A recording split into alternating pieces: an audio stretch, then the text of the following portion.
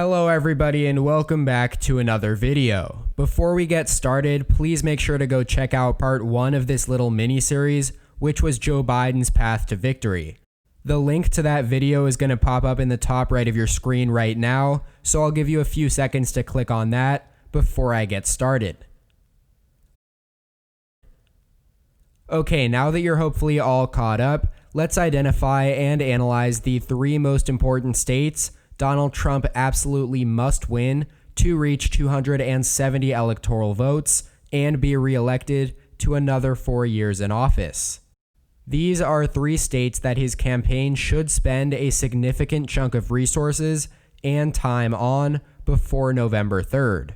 But before we even do that, Texas, Georgia, Ohio, and Iowa are all battleground states he is expected to win and absolutely must win. However, given their status as pretty convincingly red states in 2016 that are also given for him to need in 2020, I am not going to be counting any of them towards this video. However, with these 4 states in his camp, he holds 204 electoral votes, only 8 behind Joe Biden's 212.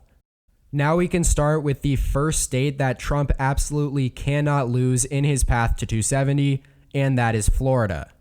Its 29 electoral votes are the most of any competitive state over the last few decades, which is exactly why it is considered to be the biggest prize in any election cycle.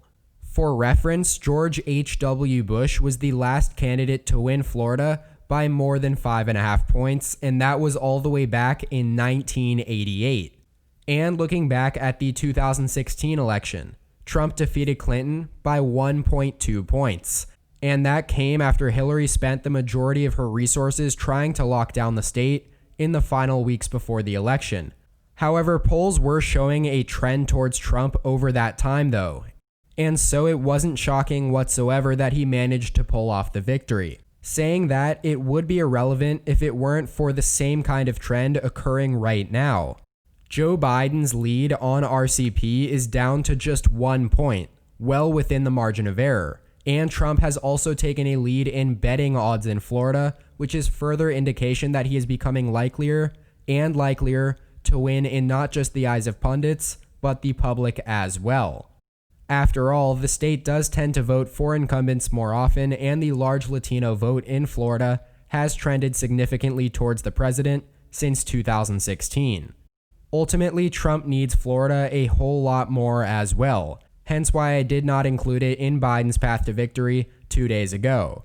But say that Biden were to win Florida, he would be at 241 electoral votes and 261 if you include the 2016 Clinton states.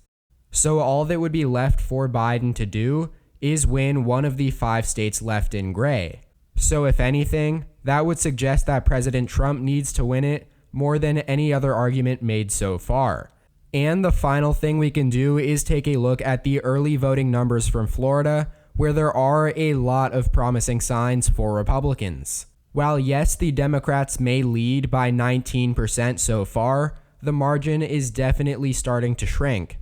Plus, it was always a given that Democrats would vote early and at a higher rate than Republicans, who will eventually vote on Election Day at a much higher rate as well. But anyways, the second state on this list is North Carolina. At the start of this cycle, North Carolina was grouped in with like Ohio and Iowa as Trump states that stand little chance of flipping. However, polling data throughout this cycle has shown Trump very close and similar to his numbers in Florida. And surprisingly, he is now actually behind in North Carolina by 2.5 points, which is a full 1.5 points higher than in Florida. And early voting numbers look worse here for Republicans than Florida as well, which could be because of the fact that Democrats outnumber Republicans by a lot more, but still, Republicans make up just 29% of the nearly 2 million ballots cast thus far in North Carolina. And that should be, no matter what perspective you have, very concerning for the Republican Party. Nevertheless, though, Trump would have to lose a 3.6 point lead from 4 years ago, which is a lot harder to do than you might think. As for the importance of North Carolina on the election map specifically, like Florida, it is very hard to see a scenario where Trump loses the state and still manages to reach 270. Honestly, for him to have any chance at re-election, he absolutely must win all of these states within the margin of error. So that means Texas, Georgia, Ohio, and Iowa, as mentioned at the start of this video, plus Florida, North Carolina, Arizona, and the final state which I will be highlighting in this video, Pennsylvania, which happened to also be one of Biden's states in his path to victory.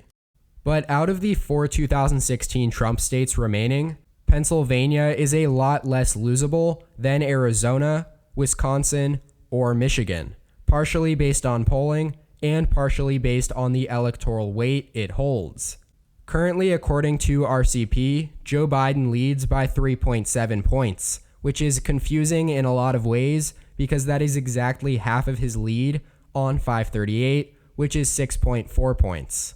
Putting that statistical discrepancy aside, though, with a win in Pennsylvania, Trump would reach 268 electoral votes, so all he would need is one more battleground state of any size or scope. Now, technically, in a hypothetical, he could hold on to Nebraska's 2nd district, and if Biden were to sweep the rest of the country, we would have the dreaded electoral tie scenario at 269 to 269. But that is highly unlikely, and now I'm trying to figure out what I wanted to cover from Trump's perspective that I didn't already go over with Biden. I guess we could take a look at the early voting numbers according to NBC, where the Democrats are up by a significant margin. Although Pennsylvania's early numbers aren't usually as reliable as other states that vote early more often. But that is mostly it for Trump's path to 270. The most likely state remaining for him to win is the state of Arizona, but he could hypothetically lose all but any one of the states remaining and still win the race because of Florida, North Carolina, and Pennsylvania. Let me know what you guys think about all of the information discussed in this video in the comment section down below.